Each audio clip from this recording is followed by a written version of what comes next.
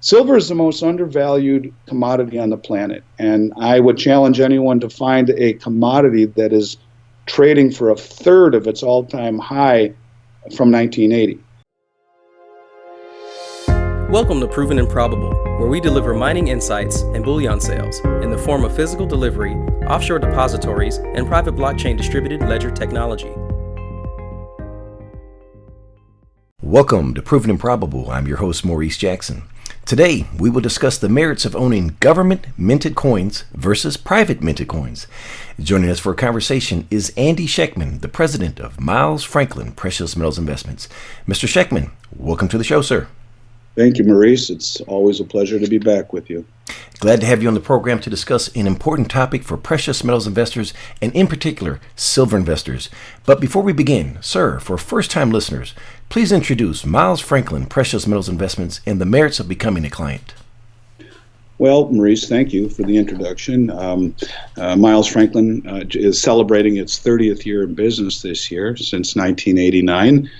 We've eclipsed $6 billion in transactions, Maurice, and we've never had a customer complaint, ever. We have never had a regulatory complaint. We maintain an A-plus rating with the Better Business Bureau.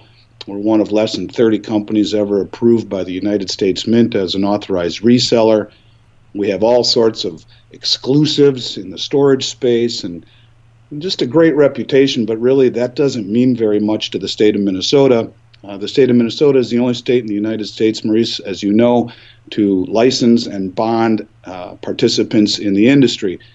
So we are fully licensed, bonded, and background checked every single year, yourself included, myself included, and every employee at Miles Franklin has to be background checked and bonded. And what that really means, above all else, in a federally non-regulated industry is that the safety of the transaction is unparalleled, and the bonding alone has made over 95% of the industry boycott the state of Minnesota. It's from the ownership of a company, the bonding alone is enough to make them say, I'll work in the other 49 states. So we're very proud of our reputation in and of itself. The accreditation by the state of Minnesota makes doing business with us and with Maurice as safe of a transaction as possible in this industry. Let's begin today at the 30,000-foot level and define a term that is surrounded by a lot of ambiguity, and that term is bullion. What is bullion, and how does this term apply to all precious metals? Well, really, bullion is anything from a bar or a round to a government-issued coin. Bullion is a form of precious metals where the majority of the value is in the content of the metal versus numismatics, where the majority of the cost typically is in things associated with age and scarcity and rarity. As I hope to talk later on in this discussion, there is a melding of the two right now. But in general, bullion, Maurice, is the majority of what you're buying is directly related to the content or the value of the metal included in the coin or the bar. How about the term spot price? Spot price is the price that the metal is trading at 24 hours a day around the globe, changing every single second. It's just like watching a ticker on the Dow Jones Industrial Average, similar, or the price of a barrel of oil. The spot price of gold is denominated typically in dollars world over, and is, as the markets move around the globe, is constantly being updated 24 hours a day, 7 days a week. And what is the difference between the bid and the ask price? The bid price is what someone will pay for an item. In other words, if someone was selling back an item to Miles Franklin, they would receive a bid price. An ask price is what it will cost to buy the item from a company like Miles Franklin. So bid is sell back, ask is buy from. I have displayed on the screen a U.S. Silver Eagle, junk silver, and some silver rounds. Now, there's a lot of ambiguity regarding these coins and how they fit into one's precious metals portfolio. Let me begin by asking, what is a Silver Eagle, what is junk silver, and what is a silver round? A Silver Eagle is the coin made by the United States Mint, has been made since 1986. It's, I guess you'd call it the Cadillac of silver in the industry, probably the most sought after form of silver. It's also the most expensive. The junk silver coins are dimes, quarters, and half dollars minted prior to 1965. I think it gets a bad rap by the name of junk. Typically, it got that name because for many years, dealers looked at it as difficult to accumulate and hold and store and bulky. And oftentimes, back when I started in this industry, I was able to acquire junk silver bags for under melt value and add 10, 15 cents an ounce and sell it for melt value or 5 or 10 cents over. I happen to think that the dimes and quarters and half dollars, otherwise known as junk silver or 90% silver by weight, is probably the best value, penny for penny, in silver right now. And I've seen premiums in excess of $4.50, $5 an ounce on junk silver, and it really wasn't anything even remotely close to junk at that point. And in fact, there was a time in 2007, 8, and 9 when the perceived threat of confiscation from President Obama grew, and premiums on these coins were higher than that of silver Canadian maple leafs or Australian kangaroos. And so I like them because there hasn't been silver in our dimes and quarters since 1964. That was the last year that we saw it. From 65 to 69, they made 40% silver Kennedys, but I really don't count those. So pre-65 dimes, quarters, and half dollars, which can't be reproduced, to me, is really the best value because A, it's the least expensive route right now, and B, it can't be reproduced. C, it's the most flexible way of owning it in terms of a divisional or fractional form. It offers great utility. And if things were ever to really get bad, I could see premiums on junk silver go parabolic. As far as 1 ounce rounds, Maurice, those are just 1 ounce coins that look very much like a silver eagle or a gold buffalo or a St. Gaudens or whatever the design on that particular round is, but it's not made by a government, so it doesn't have a legal tender face value. So really the difference is the face value that the government puts on the coin, which is rather meaningless in and of itself, as the U.S. Silver Eagle has a $1 face value, but it's an ounce of silver, and the Canadian Maple Leaf has a $5 face value as an ounce of silver. So it's interesting that people who understand precious metals typically have some sort of an aversion to the economic policies of the governments that they reside under, yet very often prefer the government-issued coins because of the stated purity, because of the government entity standing behind the authenticity. The bottom line is, as long as you're doing business from a reputable company, it doesn't matter what design is on the coin, whether it's a pre-65 dime or a silver buffalo round made from a private refiner or an American Eagle. The most important thing, and in the end, is it's the number of ounces that matter. I would simply say, to me, the biggest consideration is to not cross the penny-wise, pound-foolish threshold. In other words, some people may want to buy a 100-ounce bar of silver made by the same type of refiner that makes the 1 ounce rounds in an effort to maximize his or her dollar. But in reality, it's been my experience that whether you're playing poker with your friends or driving on a crowded highway or just investing or living life, you can never have too many outs or too many options or too many exits. And so I think that in general, when we talk about the larger items versus the 3 items that you mentioned, the savings in buying a 10-ounce bar or a 100-ounce bar is not commensurate with the loss of flexibility. I think the 3 items that you mentioned, and I would throw in the Canadian Maple Leaf, to me are the best or most preferred ways of accumulating and holding silver.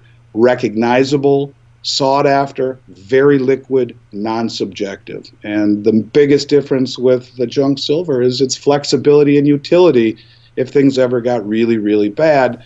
14 dimes minted prior to 1965 is almost an exact ounce of silver. So when you talk about the ability to trade or barter with, I've heard lots of stories in 1979 with the oil embargo and inflation running up towards 17%, or interest rates and inflation going through the roof. A lot of gas stations across the country were accepting a silver dime for a gallon of gas. Now, back then with silver almost at $50, you're talking $3.50 melt value per silver dime. The gas stations were getting a good deal, but the moral of the story is when the currency in which you transact is inflating and becoming less desirable, the allure of having something very flexible in the form of junk silver to me is intriguing, and the fact that it can't be reproduced offers premium potential that you won't find in any of the other items that we've mentioned. There's advantages and disadvantages to each of the silver products just referenced. And one of the most popular questions that we receive is which silver product is the best? And that's a personal decision. But Andy, you had an experience going through customs one day that helped me answer that question that I never considered and completely made me reposition my entire silver portfolio. Would you mind sharing your experience with us? Yeah, sure. So, it's interesting. I've been telling people for a long time that it's the legal tender face value that matters as you're traveling. And really, it's important to note, too, Maurice, that you need to know where you're traveling to. And I wouldn't recommend this type of a deal south of the border. But in and out of Canada, in and out of Western Europe, in and out of Australia, New Zealand, or back into the United States, this is real and it's legal. I was coming back from Montreal where we had a Brinks facility, and I met one of my largest clients who asked me as a favor to bring back on the airplane with me 240 gold maple leafs as one of his associates was being transferred to the United States. And the associate, it was his gold, asked me to bring it back and to put it into one of our depositories here in the United States on his behalf. And I acquiesced, as this was a very substantial client of mine, and I brought it back with me on the airplane. Now, when you go through customs in any Canadian airport, you go through United States Immigration and Customs at that airport. So when you land in your point of destination, for me it was Minneapolis, you get off the plane and you go. You don't go through customs right there. So in any case, when I got up to the window, I have a global entry card, which means I've met with Homeland Security, and they vetted me and gave me that card. So they know who I am to a degree. I don't know if it shows that I own a precious metals company when I go through the line, but nonetheless, when I got up to the window, the gentleman asked me what I had, because 240 times 50, the face value of a Canadian maple leaf, is $12,000. And as you know, Maurice, on the customs form, it says, are you carrying over $10,000? I wrote that I did, and I said yes, and that's the only answer. And when you get up to the window, they ask you, what do you have as per that declaration? And I said, I have 240 gold maple leafs. They're $50 face value coins. I'm declaring $12,000. And the gentleman, wearing United States Homeland Security garb, said, well, that's beyond my pay grade.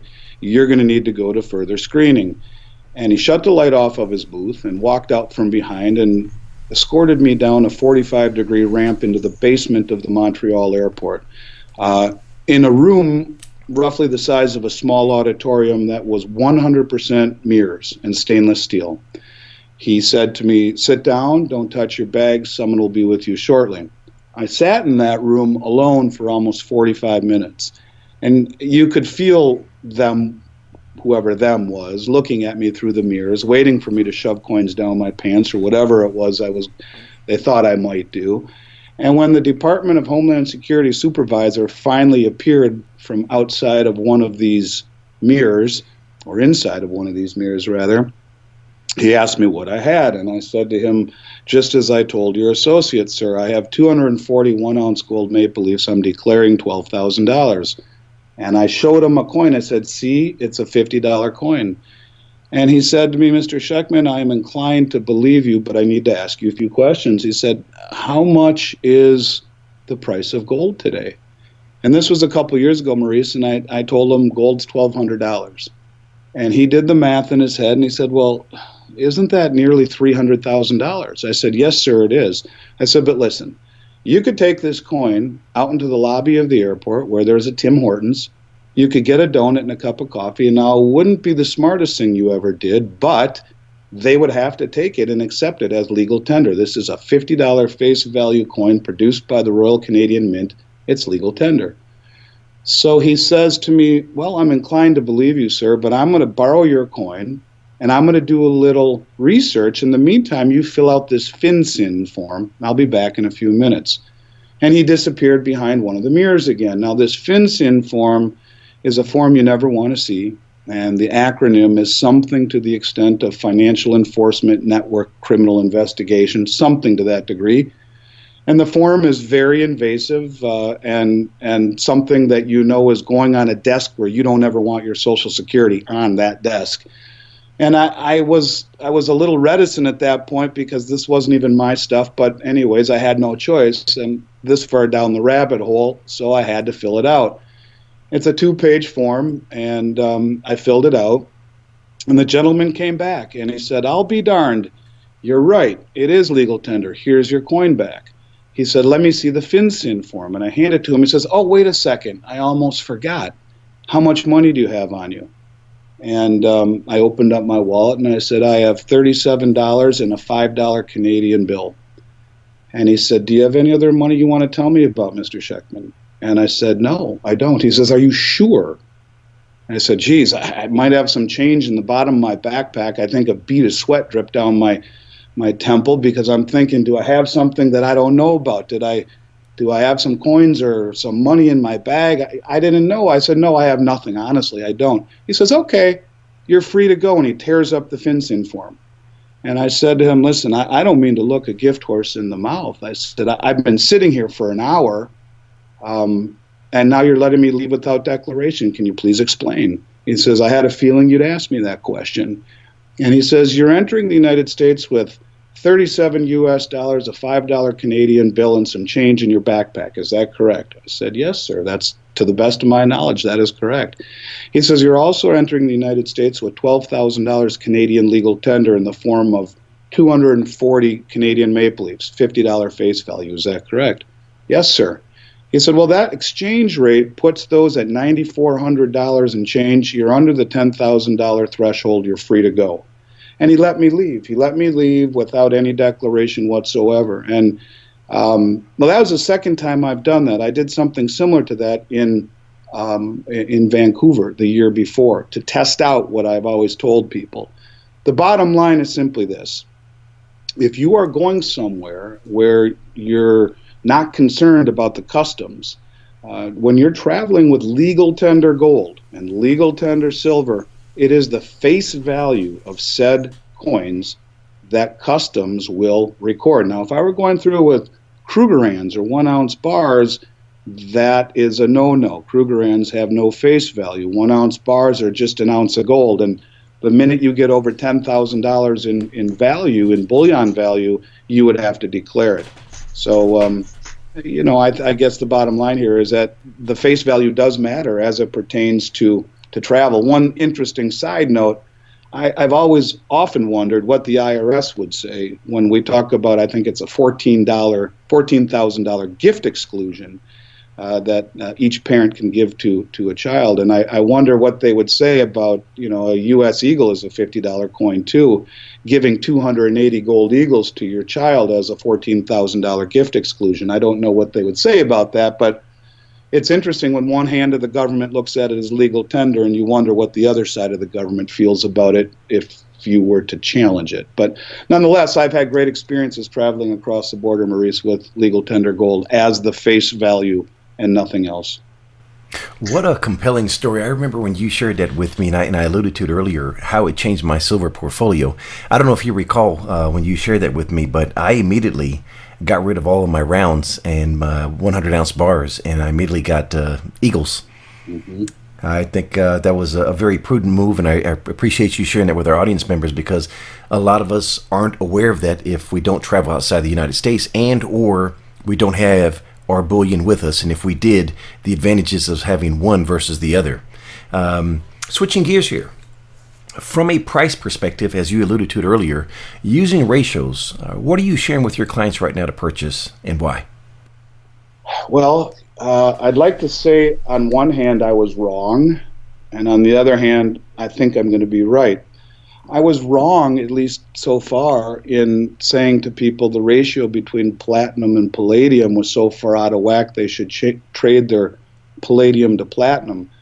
I look at the palladium market and the silver market and see great similarities. The palladium market has gotten so strong based upon lack of supply and huge institutional demand in the form of catalytics that the traders have stopped trading it. The commercial banks have stopped manipulating it. And what you see in the palladium market is a glimpse of what a real free market looks like. You know, Chris Powell often says the chairman of GATA often says there are no free markets, just manipulations, and I tend to agree with him. But palladium to me seems like a glimpse of what a free market looks like, where demand overwhelms supply and the price goes parabolic. The silver price and the ratio between silver and gold is ridiculously out of whack, as much as it's been in 100+ years. Only a few times in the last 100 years have we seen anything near this, nearly 90 to 1. That is absolutely crazy. And I use the same phrase all the time, it's like 4 feet of snow in the Florida Keys. It's really unbelievable. When you talk to the mining guys, that like Keith Neumeyer is said in public that what he sees coming out of the ground is closer to 9 to 1. Silver is found in the earth in a form called epithermal, close to the surface, and so the big deposits were found many years ago. Most of what is mined nowadays is byproduct mining from other metals, and so much of the silver that is used in industry and has been used for so many years is gone forever, never to be recaptured. It's in motherboards and landfills. It's the ratio of 16 to 1 that we saw forever. The ratio of 90 to 1 that we see right now is not right. When Keith Neumeyer says what's coming out of the ground is 9 to 1, something is not right. And the bottom line is simply this: at a nearly 90 to 1 ratio, it is an absolute gift. And I feel that way not just because of the mathematics of it and how unusual that ratio is, but when you take a glimpse at the most sophisticated, well-funded, well-informed, and nefarious traders on the globe, J.P. Morgan, by Ted Butler's own admission or by his studies, he thinks they have close to 1 billion ounces accumulated of silver over the last 10 years, 12 years. You see the most sophisticated traders on the globe cornering the physical market of silver. And at that level, they have been holding down the paper price to create a perception of reality that has allowed them to scoop up all the physicals at ridiculously low prices. So the bottom line is, Maurice, silver is the most undervalued commodity on the planet. And I would challenge anyone to find a commodity that is trading for a third of its all-time high from 1980. There's nothing like it. And in and of itself, the fact that you're seeing such massive accumulation by the commercial banks, I think, puts an exclamation point on how undervalued it is. And I think that you could do worse than trading your gold for silver at these inflated ratio numbers with the expectation of trading back to gold when the ratio normalizes. For the last 150 years, roughly, the average ratio between gold and silver has been about 42 to 1. So we are past double. The last time we saw a ratio about 80 to 1 was 2010. And 1 year later, in 2011, you had $50 silver and $2,000 gold, 40 to 1. So the idea to me, if someone wanted to capitalize on these ratios, is not to move everything into silver because it's so undervalued or because JP Morgan is cornering the market of physical. It's to do so realizing that the ratio or mathematical historical averages and ratios are there for a reason. And the further away you get from those long-term established averages, the greater the magneticism that pulls you back. Now, I was wrong with palladium. Palladium got way ahead of, I think, what anyone thought it would do, and the traders gave up on it. I think you could see that with silver, too. Huge supply-demand imbalances. And so I think you could see a point where silver starts to move so fast that the commercial banks get on the long side of it and let it run instead of trying to hold it back. And the potential for silver, I think, is parabolic.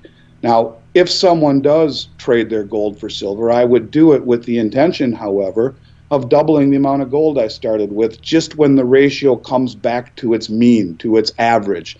You could trade 10 ounces of gold right now at 90 to 1 and into silver, and when silver falls, or the ratio falls back to the 45 or 42 to 1 area, switch back to gold and double what you started with without paying a penny. That's the idea. But I will simply say this, that logic and outcome sometimes are inversely correlated in this world. And palladium and platinum is a great example, because for the past 18 months, I would have thought that trading palladium for platinum was such a great idea, because the 30 years before that, most of the time, palladium was 1/3 the price of platinum. Mm-hmm. And right now, it's 3 times the price of platinum. So there are a lot of imbalances right now, and a lot of anomalies, Maurice, and the gold to silver ratio is one of them. The biggest of them all is palladium to platinum. And I guess I would just say that palladium is an example of what I think silver could be and what gold could be when the prices start to move on the upside and the commercial banks give up on trying to hold them back. You will very quickly see what a free market looks like. You know, Andy, we referenced the buying opportunity before us in silver, and I want to get to gold because there is one buying opportunity within gold. But within silver, if I understand correctly, is the best value proposition you see within silver junk silver? It is. I really think there's nothing that compares to it. It's the least expensive, it can't be reproduced, it's the most flexible, and it offers premium potential because of the fact that it can't be reproduced. You don't get that in rounds and in bars, and to a lesser extent in government-issued coins. I just think that normally when you buy something that is as divisible as the junk silver bags are, you pay more money. Like, for example, in any of the government-issued gold coins, as you move down in denomination from 1 ounce to 1/2 ounce to 1/4 ounce to 1/10 ounce, you pay a higher premium. The mint charges more. If you buy a 100-ounce bar, you pay less than if you buy 100 1-ounce rounds. But here, you get the greatest form of flexibility, plus a free call on, I guess numismatic premium is not the right word, but a free call on scarcity premium. Whether or not happens is irrelevant. It's happened before, could happen again, but you get a free call on that, and it's the least expensive route. To me, it's by far the best choice. And speaking of numismatic gold, we touched on that in previous interviews. What is the buying opportunity before us there? The $10 and $20 gold pieces in mint state 62, 3, 4 are the best value I've seen in gold in 30 years, Maurice. What is really strange is the fact that gold is at all-time highs in almost 80 currencies. It's at all-time highs or real close to, in Canadian dollars and Aussie dollars, in the euro just last week. In most major currencies, I think with the exception of Swiss francs and the dollar, it's at all-time highs. The rest of the world understands the significance of precious metals. The central banks' reclassification of gold as a Tier 1 asset and their enormous accumulation since 2018 shows that there is a huge demand for precious metals. I mean, the price is up almost 30% since last January. But what's interesting about it is that in the United States, there are the lowest premiums across the board in gold and silver that I've seen in 30 years. Whether you're talking junk silver coins, whether you're talking gold and silver eagles, secondary market gold and silver eagles, or in this case, numismatics. you can buy certified uncirculated $20 gold pieces for less than you can a gold eagle. I've never seen that in 30 years, ever. And so the reason people normally say don't buy numismatics is that the premiums are too high, and you're paying more money for age and scarcity and collector premium than you are for the underlying content. Right now, for the first time in my 30-year career, that's not true. In fact, there is no opportunity cost. And when we talk about a free call on numismatic premium, I know we're talking about trading gold to silver as really the ultimate value play. But for people who want gold, in my entire career, I have never seen a better value ever than in the uncirculated $20 gold pieces. They were trading in 2007, 8, and 9 with $1,000 gold. They were trading as much as 60, 70% premium above $1,000 gold price, again, with the threat or the perceived threat of confiscation from President Obama. All I can tell you, Maurice, is that I've done this for a very long time, and this is they're trading at price levels I never, ever thought I would see. The very finest value in gold that I've ever seen in 30 years. Andy, for someone that wants to take advantage of these buying opportunities, what's the best way for them to contact you? Well, they can email me directly at Andy@MilesFranklin. Of course, they can contact you, Maurice, just as easily.